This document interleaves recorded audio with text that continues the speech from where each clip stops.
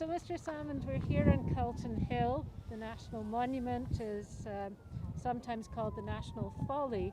Is this a folly on your part to try to get back to politics? Well, the people will decide that on the 6th of May, but Alba, I think, is going strong. And the argument we've got, obviously we're for independence, as many people in Scotland are. We see independence as the biggest priority. But the argument we've got is on logic. I mean, here in Lothians, over 100,000 people voted SNP in the list at the last election. They elected 0, precisely no list MSPs. If half of these people are to switch to Alba this time round, we'll elect another 4 independent supporting MSPs. All of the Alba candidates will be elected. We're arguing that people should vote SNP in the constituency.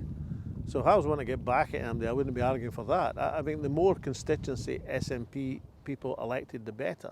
But when it comes to the list, that's Alba's preserve. And there's 2 votes, 1 constituency, 1 list vote. You wouldn't have 2 votes unless you were able to use the list vote.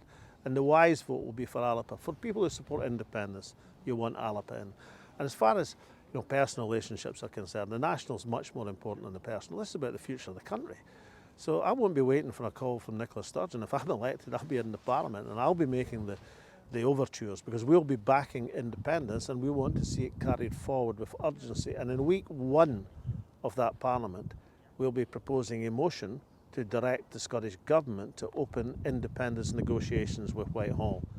So would it be true to say that you have no other policies apart from independence? No, Alba's got a range of key policy priorities. One, obviously, independence and making it the priority. 2 is economic reconstruction from the pandemic. I have to say that nothing I've seen from either Westminster or indeed from the Scottish Parliament meets the scale of the economic challenge that's going to befall us. There's a tsunami on its way. We're out of Europe. There's been a pandemic. It's a different world, and therefore the independence platform has to be different with it. We have the Women and Inequalities paper that's been published as one of our first ever policy papers. And what we're trying to do is reconcile the understandable desire to ensure equality for all, but also to make sure we've got single-sex spaces. And what we propose is a citizens' assembly, so that matter can be taken forward in an entirely reasoned manner and take some of the heat out of the debate, but also defend the hard-won rights of women in society.